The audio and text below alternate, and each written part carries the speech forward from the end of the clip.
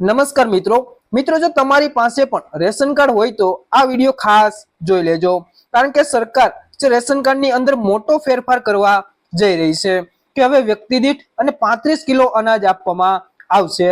તો તેની આપણે સંપૂર્ણ માહિતી આ વિડીયોમાં મેળવીશું, તો વિડીયોને અંત સુધી જોતા રહેજો અને જો ચેનલમાં નવા હોય તો ચેનલને સબસ્ક્રાઇબ કરી વિડીયોને એક લાઈક કરી દેજો।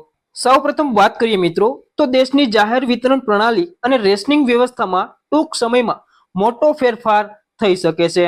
જે કેન્દ્ર સરકારે રાષ્ટ્રીય ખાદ્ય સુરક્ષા વિધેયક 2026 નો મુદ્દો જાહેર કર્યો છે અને નવા ખરડામાં અંત્યોદય અન્ન યોજના હેઠળ જે અનાજ વિતરણની પદ્ધતિ બદલવાનો પ્રસ્તાવ મૂકવામાં આવ્યો છે।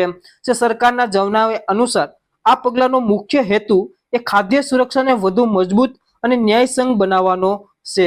તો મિત્રો જે અનાજ વિતરણની પદ્ધતિ છે જેમને બદલવાનો જે સરકાર દ્વારા પ્રસ્તાવ મૂકવામાં આવ્યો છે, જે ટૂંક સમયની અંદર જે મોટો બદલાવ આવશે તેમની વાત કરીએ। ત્યારબાદ મિત્રો વાત કરીએ તો અત્યાર સુધી અંત્યોદય અન્ન યોજના હેઠળ દરેક પાત્ર પરિવારોને દર મહિને 35 કિલોગ્રામ અનાજ આપવામાં આવતું હતું। હવે તેમાં ફેરફાર કરીને જે દર મહિને પ્રતિ વ્યક્તિ દીઠ 7 કિલોગ્રામ અનાજ આપવાનો નિર્ણય કર્યો છે।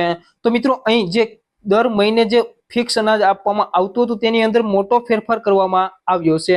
હવે વ્યક્તિ દીઠ 7 કિલો અનાજ આપવાનો નિર્ણય કર્યો છે, એટલે કે જો તમારા ઘરે 2 સભ્યો હોય તો તમને 14 કિલો અનાજ, 3 સભ્યો હોય તો 21 કિલો અને જો 4 સભ્યો હોય તો 28 કિલો અનાજ વિતરણ કરવામાં આવશે। જોકે સરકારે સ્પષ્ટ કર્યું છે કે કોઈ પણ પરિવારને મળનારા જે અનાજની મહત્તમ મર્યાદા જે દર મહિને 35 કિલોગ્રામ જ રહેશે। ત્યારબાદ મિત્રો વાત કરીએ કે આ નવા ફેરફારથી શું ફાયદો થશે એમની વાત કરીએ તો સરકારનું માનવું છે કે વર્તમાન વ્યવસ્થામાં પરિવારના સભ્યોના આધારે જે અસમાનતા જોવા મળે છે। જે નાના પરિવારોમાં વ્યક્તિ દીઠ અનાજ હોવાથી વધુ અનાજ મળી જાય છે, જ્યારે મોટા પરિવારોમાં વ્યક્તિ દીઠ ઓછું અનાજ આવે છે।